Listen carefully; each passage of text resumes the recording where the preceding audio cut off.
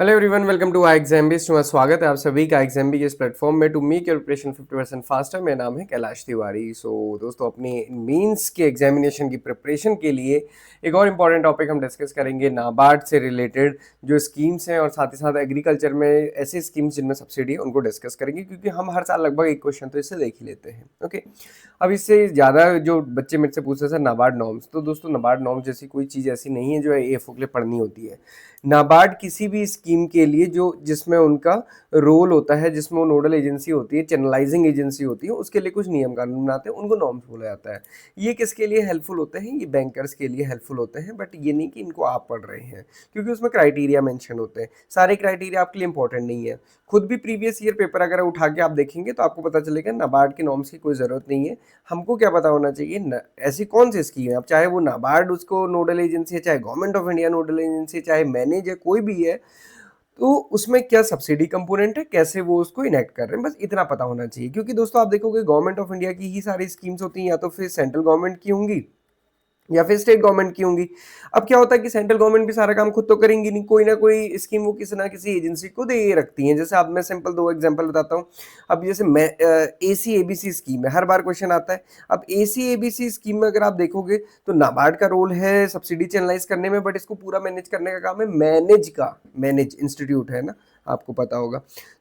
ये इस तरीके से सारी स्कीम्स को डिस्ट्रीब्यूट किया जाता है अलग अलग टाइप से, तो इसलिए नाबार्ड का एक इंपॉर्टेंट रोल हो जाता है एग्रीकल्चर में। बट जबकि नाबार्ड की हर स्कीम के जो नॉर्म्स हैं वो फाइनेंसिंग एजेंसी के लिए इंपॉर्टेंट होते हैं, बहुत ज्यादा आपके लिए नहीं होते। आपको सब्सिडी कंपोनेंट बेसिक बेसिक पता होना चाहिए। ओके, आई होप कि आपको क्लियर होगा। आगे बढ़ते हैं।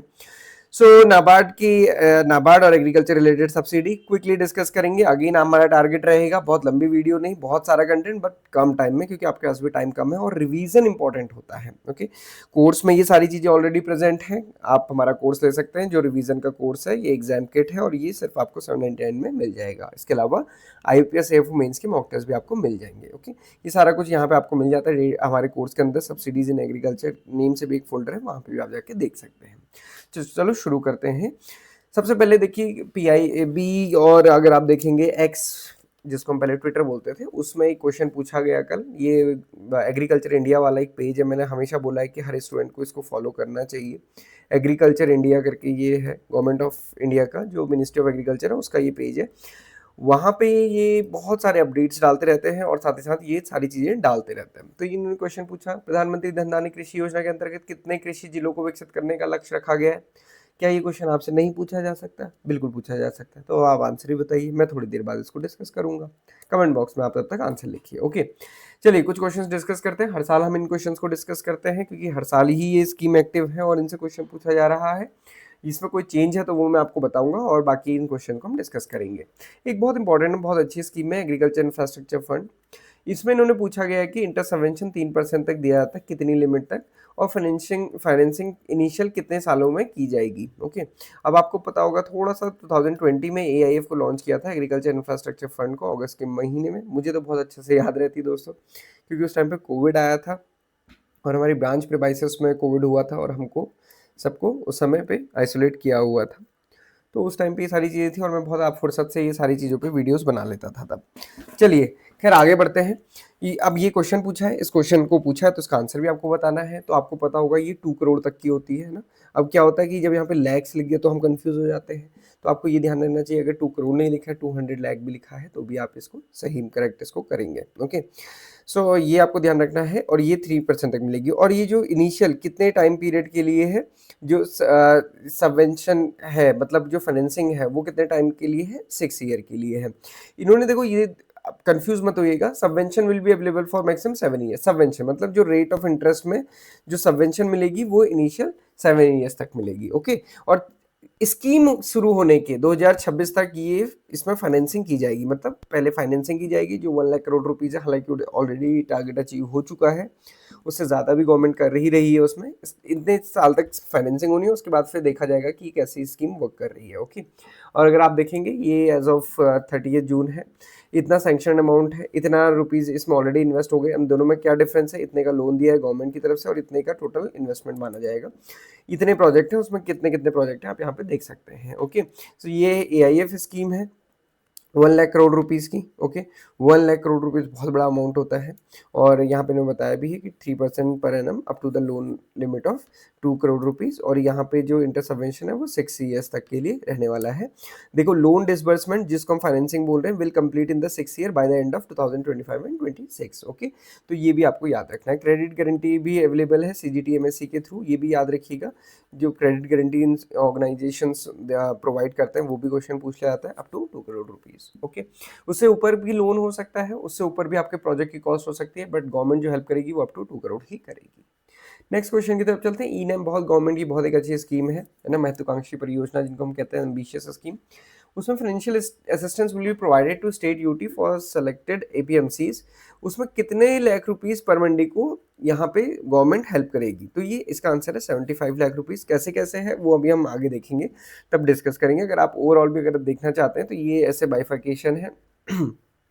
30 lakh rupees based on the DPR for the purchase of hardware, internet connection, essaying unit, ये सारी चीज़ों के लिए। ओके, और उसके अलावा अगर आप देखेंगे 1 लाख फिक्स्ड कॉस्ट है फॉर क्लीनिंग, ग्रेडिंग, पैकेजिंग, ये सारी चीज़ों के लिए। और उसके अलावा 5 लाख रुपीज़ है मार्केट बेस्ड डीपीआर के लिए। तो ये इस टाइप से, इतना बहुत डिटेलिंग नहीं जानी है, आपको इतना पता होना चाहिए कितना पर मंडी government of India assistance provide कर रही है किसी भी एपीएमसी को, जो हमारी सिटीज़ में या फिर किसी भी एरिया में एपीएमसी होती है उसको ई-नैम के अंदर एंड रजिस्टर करने के लिए। तो इतना गवर्नमेंट उनको हेल्प कर रही है।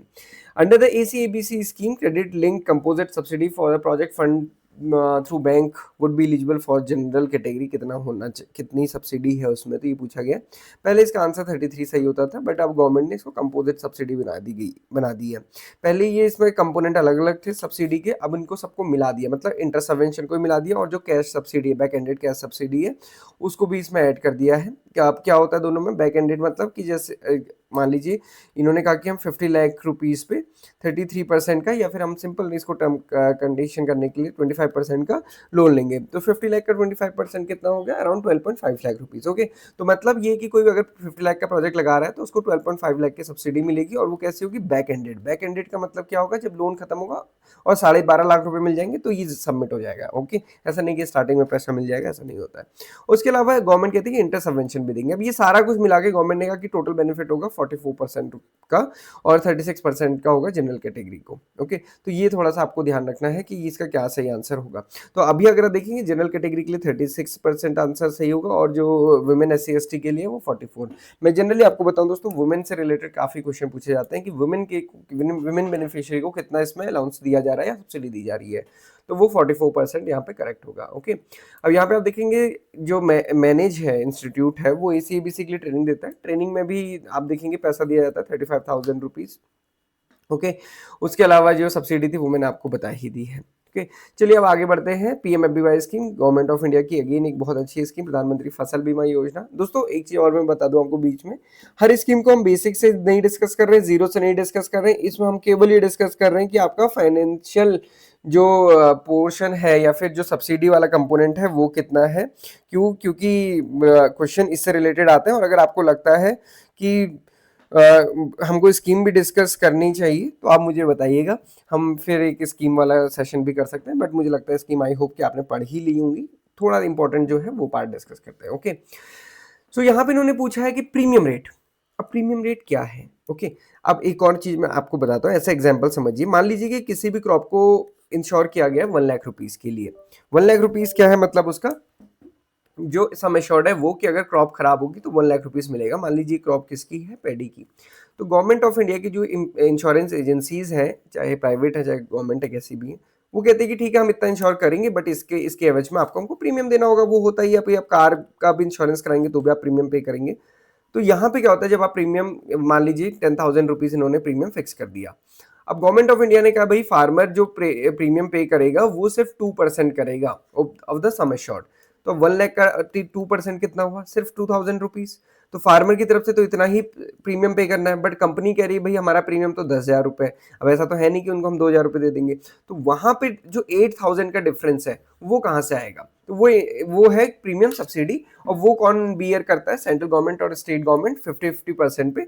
और सेंट्रल गवर्नमेंट और स्टेट गवर्नमेंट 90:10 के रेशियो में भी इसको शेयर करती है, स्पेशल स्टेट्स में, खासकर हिली स्टेट्स के लिए। ओके, आई होप कि ये आपको क्लियर होगा। इससे रिलेटेड और भी कुछ क्वेश्चन है वो आगे डिस्कस करेंगे। Government provide interest subvention up to 2% on the short term crop loans at 2 rupees, कितने लाख रुपीस तक गवर्नमेंट 2% का इंटरेस्ट सबवेंशन प्रोवाइड करती है किसान क्रेडिट कार्ड में, जिसको हम शॉर्ट टर्म क्रॉप लोन बोलते हैं। और government of India collateral free loan कितना तक देती है। तो अभी आप देखेंगे रिसेंटली जो कोलेटरल फ्री लोन की लिमिट है उसको भी बढ़ा के 1.6 से 2 लाख कर दिया गया है, मतलब अप टू 2 लाख रुपीज अब कोई कोलेटरल की रिक्वायरमेंट नहीं है फॉर एग्रीकल्चर लोन।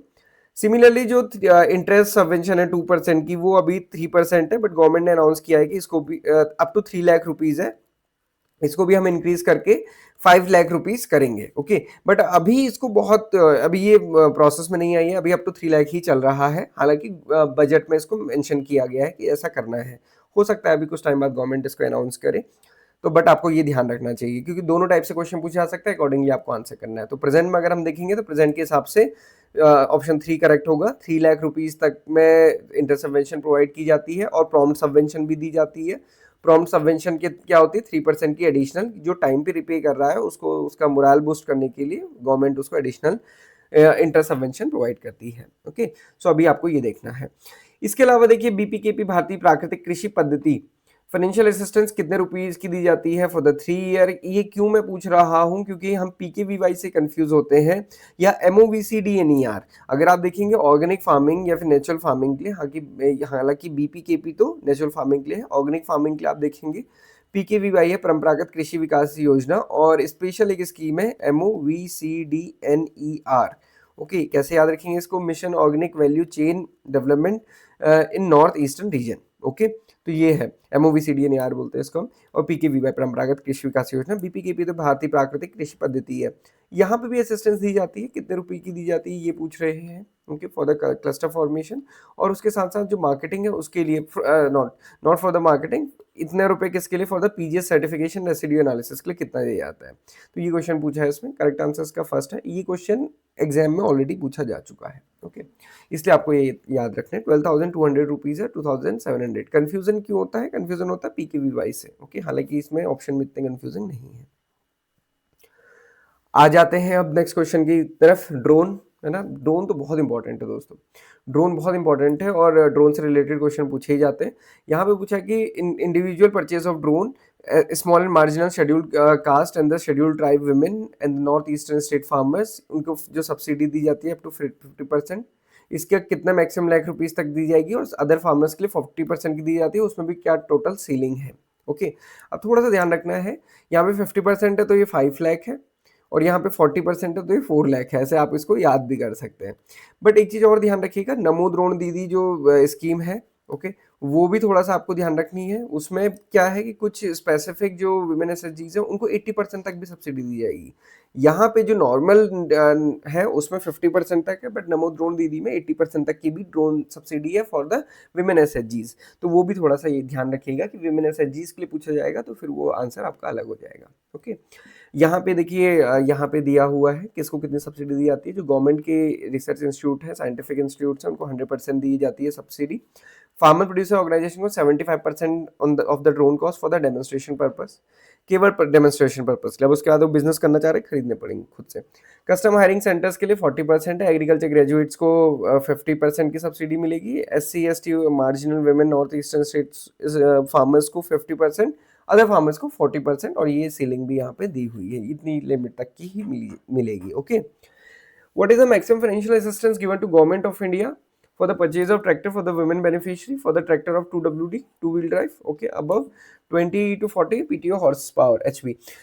ये क्वेश्चन मेरे टाइम पे पूछा गया था, 2016 के एग्जामिनेशन में भी आया था, उसके बाद भी ये क्वेश्चन पूछा गया। और देखो मैंने हमेशा आपको बता रहा, विमेन बेनिफिशियरी से रिलेटेड पूछा आता है। पीएम कुसुम की स्कीम का भी क्वेश्चन पूछा गया था, तो उसमें भी ये ऐसा कंपोनेंट जो है विमेन वाला, वो वहाँ पे भी पूछा गया था, क्योंकि वो विमेन वाले में एडिशनल बेनिफिट हमेशा होते हैं। कितनी है भाई इसमें, अब ये देखेंगे, ये SMAM का, ये PDF में आपको दूंगा ना, तो आप इसको थोड़ा अच्छे से ध्यान से देखिएगा। नॉर्मल सब्सिडी पूछ जाती है भैया, बहुत बड़ी लिस्ट हो जाती है। तो ट्रैक्टर 2 व्हील ड्राइव में अगर आप देखेंगे 8 to 20, तो ये 2 लाख रुपीज़ है, और यहाँ पे पूछा गया है 2 व्हील ड्राइव 20 to 40, तो इसकी कितनी 2.5 लाख रुपीज़। ओके, और बाकी जो नॉर्मल अदर बेनिफिशरीज हैं उनके लिए कितनी है 2 लाख रुपीज़। तो तो ये भी थोड़ा ध्यान रखना है। जनरल अगर आपको याद भी करना है ना, ऐसे याद रखिए, जनरल या फिर किसी भी फार्मर के लिए 40% की सब्सिडी है एसएमएएम में, और जो women beneficiary, north east beneficiary, उन सब के लिए 50% है, ये जनरल है। अभी कहीं कहीं पे पैसे पूछ लेते हैं एग्जैक्ट, तो वो थोड़ा कंफ्यूजिंग हो सकता है, अदरवाइज अगर परसेंटेज में पूछेंगे तो ये नॉर्मल याद रखिए। चलिए आगे बढ़ते हैं, थोड़ा सा डिस्कस करेंगे। बीच में कुछ नई चीज़ें आई हैं, नई चीज़ें क्या आई हैं, गवर्नमेंट ने जीएसटी कम किया है ना, 22 से कम हुआ है। और आप देखेंगे एग्रीकल्चर में याद करना बहुत आसान हो गया है। एग्रीकल्चर में या तो जीरो हो गया मैक्सिमम चीज़ों में जो कंज्यूमेबल्स थे, उसके अलावा बहुत सारी चीज़ों में नियरली सभी में 5%। तो एग्रीकल्चर में अब एक ही स्लैब है, वो है कौन सा, 5% का, ठीक है, ये याद रखिएगा। साथ ही साथ प्रधानमंत्री कृषि धन धान्य योजना, जिसका क्वेश्चन मैंने स्टार्टिंग में पूछा था, कितने डिस्ट्रिक्ट्स को बढ़ाना है या फिर उनके लिए इम्प्लीमेंट करना है, 100 डिस्ट्रिक्ट के लिए, और ये कितने ईयर्स की स्कीम है, 6 ईयर की स्कीम है, 2025 एंड 26 से ये स्टार्ट हो रही है, ठीक है। इसके अलावा 100 डिस्ट्रिक्ट्स को किस बेसिस पे सेलेक्ट किया जाएगा, जिन डिस्ट्रिक्ट्स में लो प्रोडक्टिविटी है, low cropping intensity and less credit disbursement है, तो उनको यहाँ पे सेलेक्ट किया जाएगा। तो ये प्रधानमंत्री धन धान्य योजना है, इसको हमने डिटेल में डिस्कस किया, इसलिए मैं यहाँ पे अभी नहीं कर रहा हूँ, ओके। और इसमें ऐसा कोई सब्सिडी का कंपोनेंट नहीं है ना, ये ध्यान रखिएगा। इसमें कोई 30%, 20%, 50% कुछ सब्सिडी नहीं है। ये कैसी कन्वर्जेंस टाइप की स्कीम है, उनकी 11 मिनिस्ट्रीज की बहुत सारी स्कीम्स हैं, जो 36 एग्जिस्टिंग स्कीम्स हैं, उनको कन्वर्ज करके पर्टिकुलर डिस्ट्रिक्ट को डेवलप किया जाएगा, ओके। अब आ जाते हैं पीएम कुसुम में। पीएम कुसुम से क्वेश्चन आता है, मैंने इस पे शॉर्ट्स बनाया था। मैंने आपको बताया कि 3 कंपोनेंट है दोस्तों, याद रखिएगा। कंपोनेंट ए है जो रिन्यूएबल एनर्जी पावर प्लांट के लिए है, 500 किलोवाट का टू 2 मेगावाट, और ये अगर आप पूरा देखेंगे भी ना, इसमें 10,000 मेगावाट तक का उन्होंने टारगेट लिया हुआ है, ओके। इसके अलावा आप देखेंगे जो कंपोनेंट बी है, ये फार्मर्स के लिए बहुत इंपॉर्टेंट है, ये वाला और ये वाला, ओके। तो फार्मर्स के लिए क्या है, यहाँ पे स्टैंड अलोन। स्टैंड अलोन का मतलब क्या है, ऐसे फार्मर फील्ड जहाँ पे कोई भी ग्रिड सप्लाई नहीं है, इलेक्ट्रिसिटी की सप्लाई नहीं है, वहाँ पे फार्मर अगर सोलर वाटर पंप लगाते हैं तो उसमें गवर्नमेंट ऑफ इंडिया उनको सब्सिडी दे रही है। कितनी सब्सिडी दे रही है, 30% की सेंट्रल गवर्नमेंट ऑफ इंडिया दे रही है। स्टेट गवर्नमेंट को भी कहा है 30% से कम नहीं देना है, प्लस 40% बचा। 40% में एटलीस्ट 10% फार्मर को पे करना है, और इसमें भी 30% बैंक फाइनेंस हो सकता है। तो आप देखिए फार्मर को सिर्फ 10% देना है, 60% की यहाँ पे सब्सिडी है, और 30% का बैंक फाइनेंस है। और ये भी अभी जो नॉर्थ ईस्टर्न स्टेट है, स्पेशल स्टेट है, वहां पे ये सब्सिडी जो सेंट्रल वाली सब्सिडी है वो 50% है, 30% स्टेट की सब्सिडी, और ये कितना हो गया, 80% हो गया। 10% बैंक फाइनेंस और 10% बेनिफिशियरी कंट्रीब्यूशन। तो ये भी आपको याद रखना है ना, ये आप यहाँ पे देखेंगे 20% will be provided to the farmer. Similarly feeder level solarization है, अगर वो ग्रिड से कनेक्टेड है, फीडर लेवल का करना है तो भी यहाँ पे किया जा सकता है। स्टैंड अलोन की जगह ये फीडर लेवल होगा, या इंडिविजुअल पंप सोलराइजेशन है, और इसमें भी सेम कंपोनेंट है सब्सिडी का। सब्सिडी का कंपोनेंट आई होप आपको समझ आ गया होगा, यहाँ दोनों में सेम ही मेंशन है। यहाँ पे आप देख सकते हैं कि जो स्पेसिफिक स्टेट है उनके लिए 50% है, ओके। चलिए आगे बढ़ेंगे। AgriSure fund government of India ने लास्ट ईयर लॉन्च किया था। ये किसके लिए है, इनोवेशंस को बूस्ट करने के लिए। देखो फंड से थोड़ा सा समझना है, गवर्नमेंट फंड बनाती है। फंड मतलब मान लीजिए 200 करोड़ का फंड बनाया, ओके। अभी गवर्नमेंट 200 करोड़ रुपए गवर्नमेंट ने स्पेसिफिकली दे दिए कि इससे हम यही वाले जो स्टार्टअप्स हैं या ये पर्टिकुलर काम है वो करेंगे। अब इस फंड को मैनेज करने की अथॉरिटी भी होती है, जो जनरली नाबार्ड होती है, ओके। हमेशा आप देखिए यहाँ पे इन्होंने बैकग्राउंड बताया है, यहाँ पे कितना है कॉर्पस, ये भी बताया कि 750 करोड़ रुपीज़ है, और इसमें बताया कि 250 करोड़ रुपीज़ दिया जाएगा गवर्नमेंट से और नाबार्ड से, और 250 mobilize from the institution including the private investors, okay. और ये देखिए यहाँ पे fund is registered as category 2 alternative investment fund with the SEBI. ये तो कैटेगराइजेशन है, खैर छोड़िए, इसको बाद में कभी और डिस्कस करेंगे। नेव venture, a wholly owned subsidiary of NABARD is the investment manager to the fund, okay। तो अब आप समझ गए होंगे कि कैसे ये काम डिस्ट्रीब्यूट किया जाता है ऑर्गेनाइजेशंस के बीच में। Agree clinic and agree business centres, ACABC scheme, objective क्या है, एक्सटेंशन सर्विस प्रोवाइड करनी है फार्मर को, और वो भी किसके थ्रू, जो कि ऑलरेडी एग्रीकल्चर ग्रेजुएट्स हैं, डिप्लोमा होल्डर्स हैं, या फिर पीजी हैं एग्रीकल्चर रिलेटेड फील्ड में। दो टाइप की चीजें दोस्तों एग्री क्लिनिक है। एग्री क्लिनिक क्या होता है, जो वो एक फार्मर की जो इश्यूज हैं उनको सॉल्व करता है, खासकर कैसे, सॉइल से रिलेटेड है, क्रॉप से रिलेटेड है, बीमारी लग गई, कीटाणु लग गया, कीड़ा लग गया, कुछ भी लग गया, ये सारे इश्यूज एग्री क्लिनिक में। दूसरा होता है एबीसी। एबीसी मतलब एग्री बिजनेस सेंटर्स। ये क्या होता है, agri ventures establish by the trained agriculture professional, वो किसी भी चीज में हो सकता है। मान लीजिए मेंटेनेंस है, कस्टम हायरिंग करनी है, फार्म इक्विपमेंट से, मतलब बिजनेसेस रिलेटेड टू दिस, है ना। वो ये सोल्यूशन नहीं प्रोवाइड करेंगे, उनका कुछ और बिजनेस होगा, वेंचर होगा, तो वो एग्री बिजनेस में आ जाएंगे, एग्री क्लिनिक और एग्री बिजनेस। और सब्सिडी कितनी है ट्रेनिंग में? 35,000 की, ओवरऑल 44% की, जो भी मैंने स्टार्टिंग में आपको बताया था for the women S C S T and other categories, और बाकी बचे हुए 36% है। ओके, ये याद रखिएगा। ये सब्सिडी किसमें? ACABC स्कीम के लिए, एग्रीकल्चर ग्रेजुएट्स के लिए बहुत अच्छी एक स्कीम है। इसमें अभी आप क्राइटेरिया देखेंगे, क्राइटेरिया क्या है? इंडिविजुअल प्रोजेक्ट की सीलिंग कितनी? 20 लाख तक का होना चाहिए, या फिर 25 lakh for the highly successful projects. Okay, और अगर 5 लोग से ज्यादा का ग्रुप है तो वो 100 लाख रुपीज। बैंक कैसे फाइनेंस करता है ये मेंशन किया गया। याद क्या रखना है? ये याद रखिए बस, ज्यादा कहानी नहीं, इतना ही आपको याद रखना है। एग्रीकल्चर मार्केटिंग इंफ्रास्ट्रक्चर के लिए नाबार्ड भी एक एजेंसी है, चैनलाइजिंग सब्सिडी करने के लिए। ये 25% से 33% तक की सब्सिडी यहाँ पे प्रोवाइड करती है। 25% आप समझ गए होंगे, बाकी सबको 33% स्पेसिफिक रीजन को या फिर विमेन SC/ST को। ओके, KCC में आ जाते हैं। किसान क्रेडिट कार्ड आप देखेंगे, जो MISS हम इसको बोलते हैं, मॉडिफाइड इंटरेस्ट सबवेंशन स्कीम। जैसे मैंने अभी आपको बताया, मैं एक फार्मर हूँ। ओके, इस बात को बहुत अच्छे से समझिए, क्या लिखा है इसमें आप पढ़ लीजिएगा, मैं आपको फिर से बताता हूँ। एक फार्मर है, उसके पास 10 हेक्टेयर ऑफ लैंड है, ठीक है। दूसरा फार्मर है, उसके पास 1 हेक्टेयर ऑफ लैंड है, ठीक है। ये फार्मर की कहानी हो गई। स्टेट लेवल बैंकर कमेटी या फिर डिस्ट्रिक्ट लेवल टेक्निकल कमेटी कहती है कि इस एरिया में पैडी लगाया जा सकता है, मतलब वहाँ की नोटिफाइड क्रॉप हो गई है, और वहाँ पे हर क्रॉप को उगाने के लिए जो 1 हेक्टेयर में है खर्चा, वो मान लीजिए लगभग 1 लाख रुपए है, ठीक है। ये इसकी कॉस्ट ऑफ प्रोडक्शन हो गई, ठीक है। अब हमें पता चल गया फार्मर का एरिया कितना और कॉस्ट ऑफ प्रोडक्शन कितनी है। पर हेक्टेयर अगर उसको 1 लाख का खर्चा आ रहा है तो 10 हेक्टेयर में कितने का खर्चा आएगा? 10 लाख का खर्चा आएगा, ठीक है। ये उसकी क्रॉप ग्रो करने का खर्चा है। 1 हेक्टेयर वाले का कितना खर्चा आएगा? 1 लाख रुपीज का खर्चा आएगा। तो गवर्नमेंट ऑफ इंडिया कहती है भाई देखो, हम कॉस्ट ऑफ प्रोडक्शन के लिए आपको शॉर्ट टर्म लोन देंगे जो KCC होगा। तो ये वाले फार्मर को की जो KCC की लिमिट है वो 10 लाख तक बनाई जा सकती है, इस वाले फार्मर की 1 लाख तक बनाई जा सकती है, क्योंकि इतनी ही कॉस्ट ऑफ प्रोडक्शन है, इससे ज्यादा नहीं बनेगी, ठीक है। ज्यादा बनेगी 10%, 30% एक्स्ट्रा, 20% एक्स्ट्रा बनेगी, बट वो अलग चीज है। कॉस्ट ऑफ कैसे KCC की लिमिट कैलकुलेट की जाती है? ऐसे, किस पे बेस हमने किया? Area into scale of finance. ये याद रखिएगा, ये क्वेश्चन में पूछा जाता है। क्लियर है? तो 2 फार्मर है, एक की 10 लाख की लिमिट बन गई, एक की लैंड 1 हेक्टेयर थी, उसके 1 लाख की बन गई। अब गवर्नमेंट ऑफ इंडिया कहती है भाई देखो, हम up to 3 lakh rupees, up to 3 lakh rupees हम आपको इंटरेस्ट सबवेंशन देंगे 2% की, जिसको 1.5 कर दिया गया है। हालांकि इससे भी वो क्या है कि बैंक जो लोन देंगे वो 7% ही चार्ज करेंगे, और जो टाइम पे जमा करेगा उसको 3% की एडिशनल सबवेंशन दी जाएगी। तो इफेक्टिव रेट ऑफ इंटरेस्ट कितना हो जाएगा? 4% का। तो गवर्नमेंट ऑफ इंडिया कहती है कि अब आपका मान लीजिए कोई फार्मर ने 1 लाख की लिमिट बनी है, तो भाई ये तो 3 लाख के अंडर है ही, इसको तो पूरी छूट मिलेगी। ये 10 लाख की लिमिट हो गई। गवर्नमेंट कहती है भाई देखो 3 लाख तक हम आपको हेल्प करेंगे, 3 लाख से ऊपर क्योंकि आप बड़े फार्मर हैं, आप सामर्थ्यवान हैं, तो आप खुद कर सकते हैं। 7 लाख रुपीज पे नॉर्मल बैंक जो इंटरेस्ट चार्ज कर रहा होगा वो करेगा according to the rules and regulation, but इसमें कोई इंटरेस्ट सबवेंशन नहीं, कोई प्रॉम्प्ट सबवेंशन नहीं। तो समझ गए? तो कई बार जब मैं स्टूडेंट से पूछता हूँ कि दोस्तों KCC की मैक्सिमम लिमिट क्या, बच्चे बोलते 3 लाख रुपए। भाई KCC की मैक्सिमम लिमिट नहीं फिक्स की जा सकती है, वो डिपेंड करती है किस पे? फार्मर के एरिया, स्केल ऑफ फाइनेंस पे। तो इसलिए मैक्सिमम लिमिट तो कुछ भी हो सकती है, बट मैक्सिमम लिमिट जिस पे government of India interest provide कर रही है, सबवेंशन प्रोवाइड कर रही है, वो फिक्स है 3 लाख रुपीज। ओके, और मैंने बताया कि इस बजट में अनाउंस किया गया कि इसको 5 लाख रुपीज कर दिया जाएगा, जैसे कोलेटरल फ्री को 1.6 से 2 लाख रुपीज कर दिया गया है। क्लियर? चलो आगे बढ़ते हैं। अभी ये 3 लाख रुपीज है, उससे आगे इसको किया जा सकता है। अब सिमिलरली एनिमल हस्बेंड्री और फिशरीज के लिए भी किया गया। यहाँ पे भी सेम चीजें हैं, 2% का इंटरेस्ट सबवेंशन है, 3% का प्रॉम्प्ट सबवेंशन है, but up to 2 lakh rupees only, सिर्फ 2 लाख रुपए तक का है। ओके, और अगर किसी फार्मर के पास गाय भैंस भी है, खेती बाड़ी सब कुछ है, तो उसकी जो कंबाइन लिमिट बनेगी वो 3 लाख ही बनेगी, उससे ज्यादा में उसको सबवेंशन नहीं दिया जाएगा।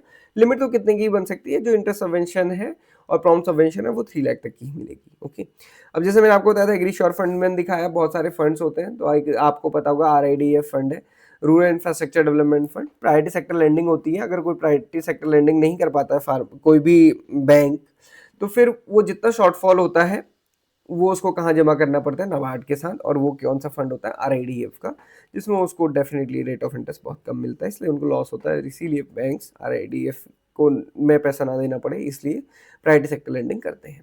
रूरल इंफ्रास्ट्रक्चर प्रमोशन फंड है, लॉन्ग टर्म इरिगेशन फंड है, माइक्रो इरिगेशन फंड है। अब आप समझ गए ये फंड्स हैं। फंड मतलब कि भाई ये पैसा ये हमने इसके लिए रखा हुआ। माइक्रो इरिगेशन फंड है 5000 करोड़ रुपीज का, ये ऐसे रखा हुआ है।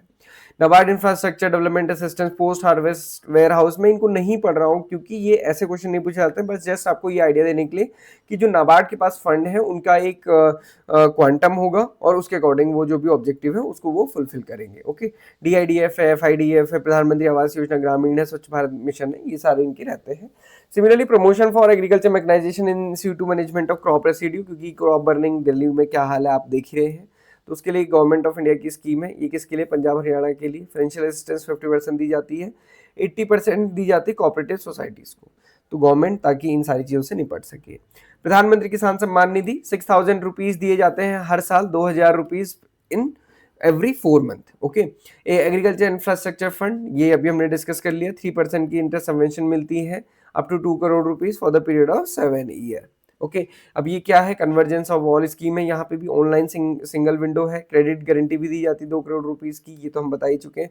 एक eligible entity puts up project in different location then all project will be eligible up to 2 crore. मेरे अपने नाम से कुछ प्रोजेक्ट बनाए, एक मैंने यहाँ एक जगह दूसरे के लगाया, ऐसा नहीं कि सब में 2 करोड़ रुपए तक का मेरे को सबवेंशन मिलेगा, सारा मिला के दो। Okay, for a private entity such as farmer limit of 25 ऐसे प्रोजेक्ट, मैक्सिमम 25 प्रोजेक्ट लगा जा सकते हैं। Okay, project management unit to provide land holding, cap on landing rate. Okay, और ये जो 25 प्रोजेक्ट लगाने वाली लिमिट है, ये किस पे एप्लीकेबल नहीं है? जो स्टेट एजेंसीज है, फेडरेशन है, कोऑपरेटिव फेडरेशन, उनके लिए नहीं है, वो कितने भी लगा सकते हैं, बट प्राइवेट कंपनीज या फिर ये सब 25 ही मैक्सिमम लगा सकते हैं। ओके, देन है ई नैम, जो हमने डिस्कस किया था, 1522 मंडीज इसमें अभी इंटीग्रेट कर दी गई है, और ये कैटेगरी है जो जो ट्रेड होती हैं ई नैम के अंदर। ओके, इसमें 75 लाख रुपीज़ के पर मंडी सब्सिडी मिलती है। किस किस में असिस्टेंस मिलता है ये आप देख सकते हैं, मैंने आपको डिस्कस भी किया था, 40 lakh rupees, 30 lakh rupees and 5 lakh rupees, तो ये टोटल 75 लाख रुपीज़ है।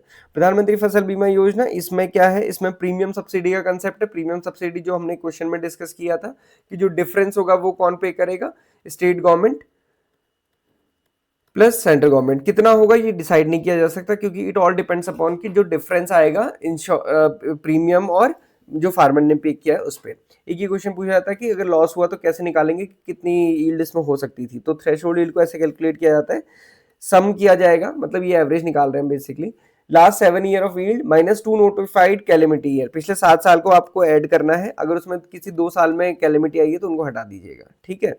तो वो पिछले 5 से 7 साल की यील्ड है इनटू लेवल ऑफ इंडेमनिटी, मतलब कितने लेवल पे उसको इंश्योर किया गया, 80% पे, 90% पे या फिर 70% पे, उतने से उसको मल्टीप्लाई कर दिया जाएगा और ये निकल जाएगी थ्रेशोल्ड यील्ड। ओके, परंपरागत कृषि विकास योजना, इसमें भी फाइनेंशियल असिस्टेंस दी जाती है, किसके लिए? ऑर्गेनिक फार्मिंग के लिए, 31,000 rupees per hectare for the 3 year, और MOVCDNER की में कितनी जाती है? 32,500 रुपीज़। ओके, ये रहा इसका financial breakup first second third year के लिए, आप देख सकते हैं। जो फार्मर को मेजर बेनिफिट है वो ये 31,000 रुपीज़ का होता है, बट आप देखिए 31,000 हम एक साथ बोलते थे, बट ये मिलता कितने ट्रेंचेज में है ये आप देख सकते हैं। भारतीय प्राकृतिक कृषि पद्धति, इसमें 12,200 की मिलती है, मार्केटिंग लिए 2,700 की, और जो प्रमोशन है मार्केटिंग है उसके लिए 8,800 रुपीज़ की। Okay, SMAM, submission on the agriculture mechanization, ये मैकेनाइजेशन से रिलेटेड है, तो इसमें जो सबसे इंपॉर्टेंट कंपोनेंट आ जाता है वो ड्रोन। ड्रोन में क्या क्या सब्सिडीज हैं ये मैंने आपको बताई है, याद रखिएगा, जहाँ पे 5 लाख लिखा है वहाँ 50% होगा, जहाँ पे 4 लाख लिखा है वहाँ पे 40% होगा, जस्ट कोरिलेट करने के लिए, बट आपको बाकी कैटेगरीज अच्छे से याद होनी चाहिए। ओके, सो ये सी सारी दोस्तों एग्रीकल्चर से रिलेटेड सब्सिडीज मैंने कवर करने की कोशिश की है। इसके अलावा आपको लगता है कोई और भी है तो आप बताइएगा, हम इसको जरूर कवर करेंगे। स्कीम्स आपको कैसे पढ़नी है ये आप बता सकते हैं। इसके अलावा ये जितनी भी सारी चीज़ें हैं ये आपको हमारे एग्रीकल्चर करंट अफेयर जो एग्रीपीडिया है उसमें मिल जाएगा, तो आप उसको पढ़ना ना भूलें। This is all for today दोस्तों, बहुत अच्छे से अपनी प्रिपरेशन करें, कोर्स आप ले सकते हैं, बहुत कम टाइम बचा हुआ है, रिवाइज करना है तो ही कोर्स लीजिएगा, और मॉक टेस्ट दीजिए, बहुत सारे मॉक टेस्ट दीजिए, बहुत अच्छे से पढ़िए। This is all for today, thank you for watching this video and have a great